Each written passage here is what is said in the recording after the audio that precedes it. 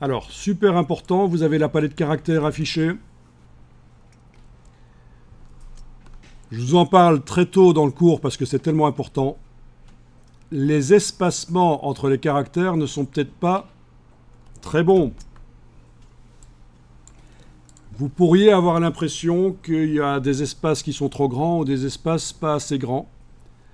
Donc voilà ce que vous allez faire en ayant avec la flèche noire la ligne de texte sélectionnée.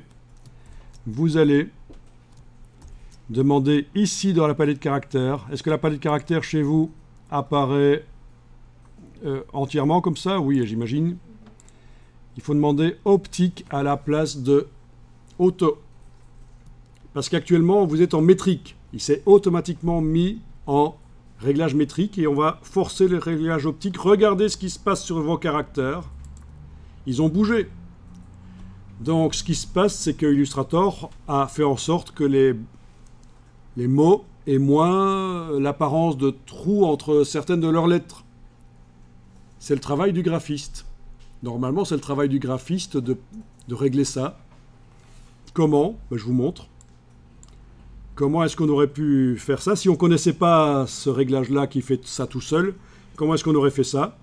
Et c'est d'ailleurs ce qu'on fait aussi pour aller plus loin. Une fois que le réglage est mis, on peut aussi aller plus loin. Vous prenez l'outil texte, vous cliquez entre deux caractères, vous avez le curseur texte qui clignote et vous jouez ici. Alors, le fait que la valeur soit mise entre parenthèses indique que c'est issu d'un calcul que le logiciel a fait. Mais dès que vous allez vous éloigner de ça, ça disparaît les parenthèses. Parce que c'est vous qui avez décidé la valeur maintenant. Ça ne va pas assez vite, mais vous voyez que je diminue et le U s'approche du S. Si j'enfonce la touche Shift, ça va de 10 en 10. C'est un peu plus rapide. Voilà. Et on est censé aller positionner pour que ça ait l'air d'être correct visuellement. Je vais faire entre le P et le S.